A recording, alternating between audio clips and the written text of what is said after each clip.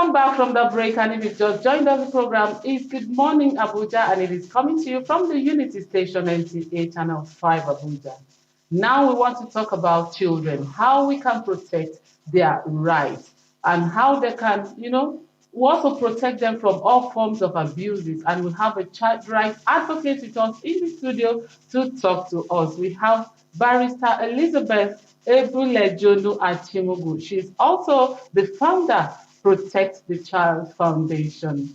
Barrister, you're welcome to the program. You're welcome. Good morning. Good morning. Thank you so much for joining us. Thank you for having me. It's so good to be here. Yes.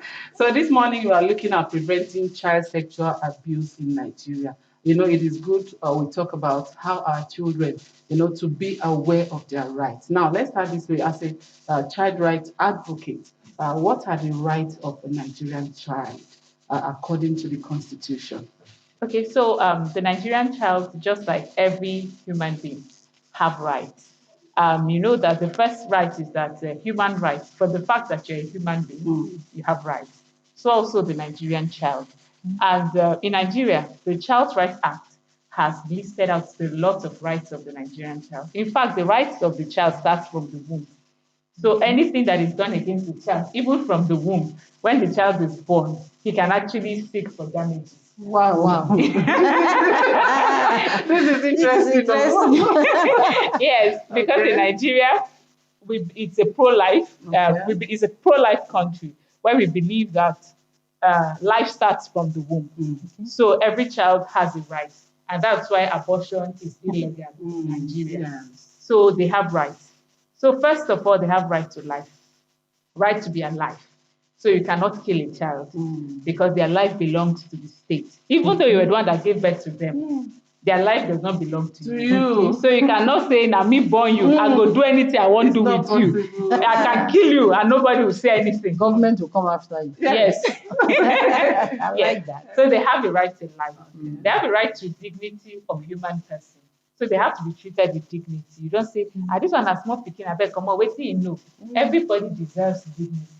That has to be treated as a human being, not to be treated as an animal, not to be treated as a toy. They have rights to education. They have rights to play. Yes, it's one of the things in the Child Rights Act. It's their right to play. But when it becomes excess, as parents now. Yeah, excess, but excess is the problem. Okay. Yes, they even have a right to not to have tribal marks. Okay. Yes, it's actually a breach of their right to give them tribal marks now based on the Child Rights Act. And so they have lots of rights ranging from education, culture, to practice their culture, to celebrate. That's why in schools now we do like cultural day to bring them to understand their cultures. And they also have a right for their safety. So the caregivers have a duty to protect children from harm and from danger. That's where things like child sexual abuse come to play. They have a right not to be married as early. So because they are children, and under the rights, a child is somebody less than 18 years old, Child Rights Act. So a child less than 18 years old shouldn't be engaging in marriage or any sexual activity. Because when you engage in any sexual activity with a person less than 18 years old, it is child sexual abuse. And it's not a case of she's big or he's big. It was him or her that came to meet me. He's my girlfriend, she's my boyfriend, he's my boyfriend.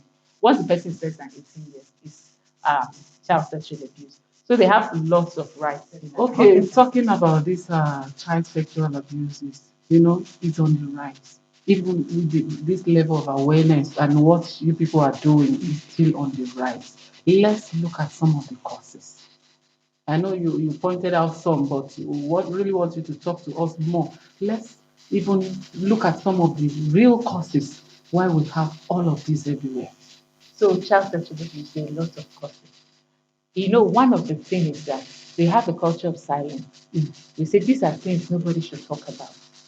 If you talk about it, it's going to expose children to abuse. So a lot of children, while they are abused, they are silent. They keep quiet because they feel it is a taboo. And they don't want the stigma. Yes, that's stigma. Also stigmatization of survivors. Instead of us to go after the rapist and disgrace the person, we go after the survivor.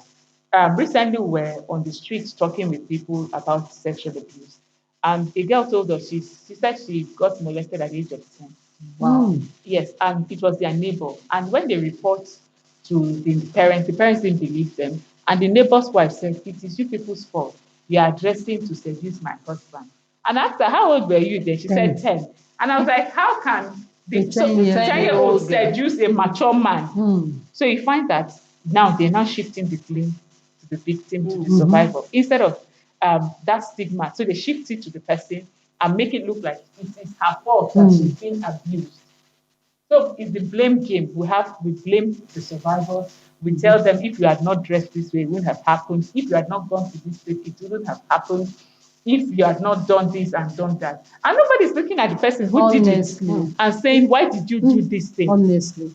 And sorry to interrupt you. This reminds me of a story of a girl who said, I think there are other 4 girls or 3 girls, but their mom died early.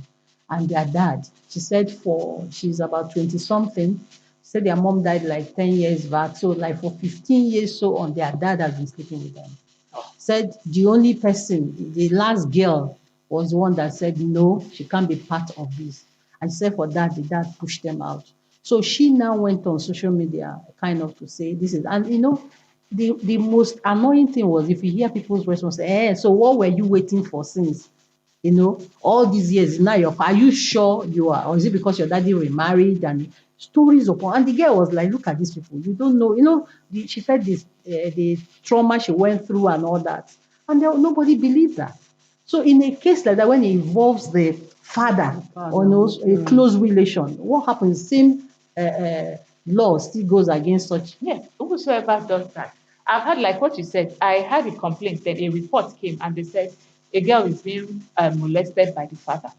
And they said they have to take the girl to the village for cleansing. And the blame now shifts to the person. Most times the society have a way of turning the blame to the victim or survivor and turning it around to blame the person and say, okay, like you said, why didn't you speak up early? Means you were enjoying it. But especially for boys, when a boy says he has been raped, you say, can you rape a boy? You enjoy it. It's not possible. So they start blaming you. You enjoyed it. If you did not enjoy it, why didn't you shout? Okay, why didn't you talk? So that's culture of silence, ignorance also. People really don't know about these things, what constitutes abuse. And we know sexual abuse, we have the contact and non-contact form.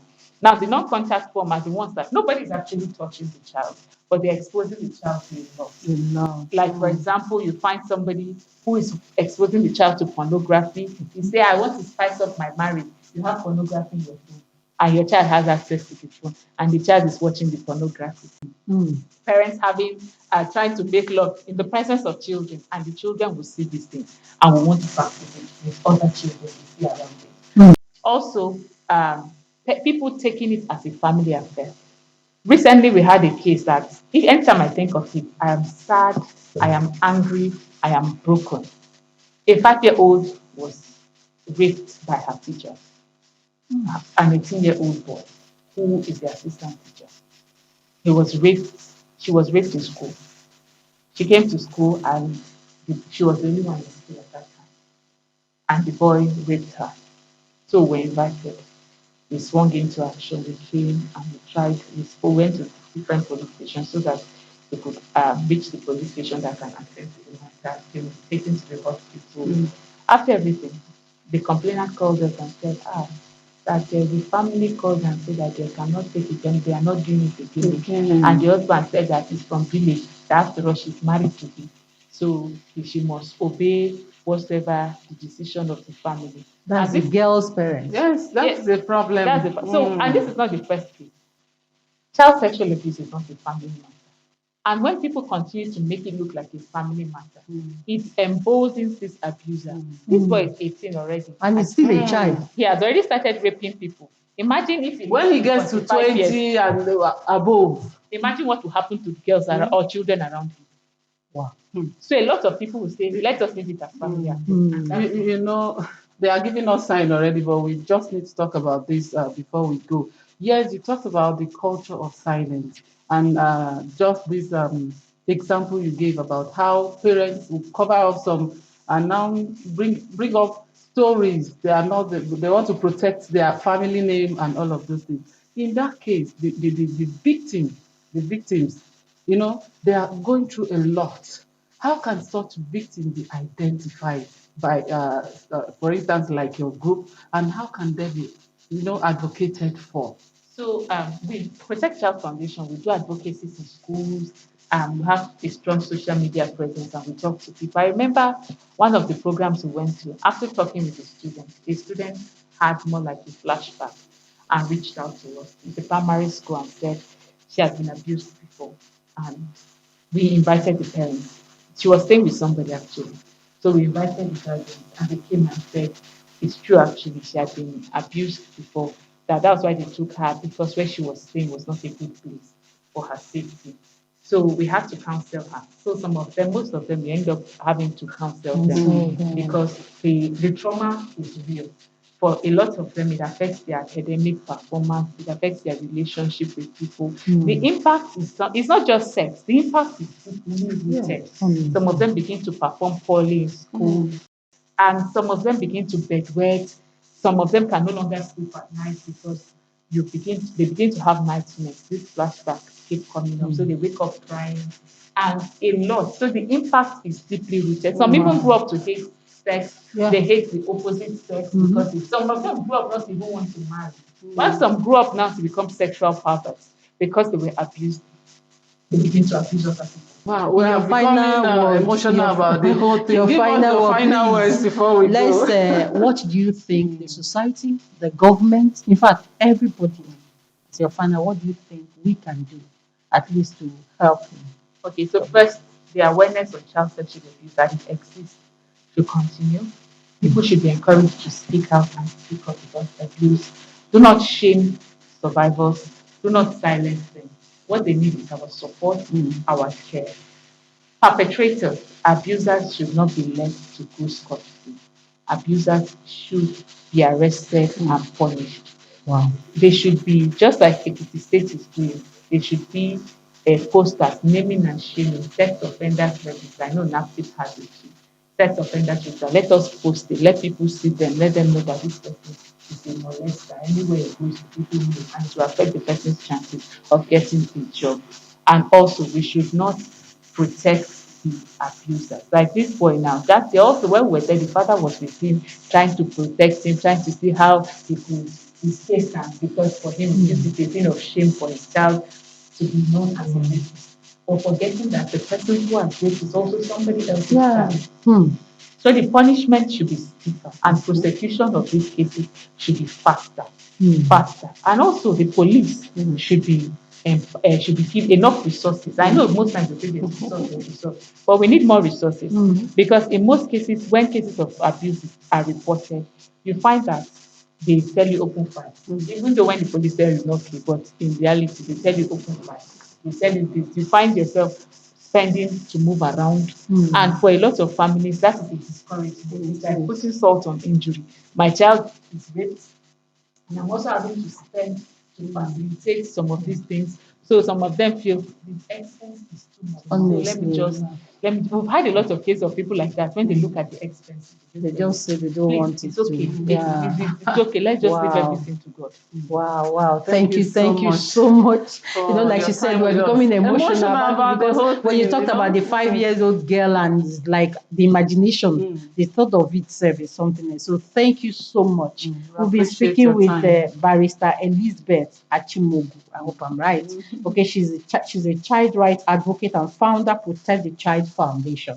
And we've been talking on preventing child sexual abuse in Nigeria. It's a terrible thing. Even saying it alone is something else. So please don't abuse. Don't abuse a child. And she said the law will come after you if you do that.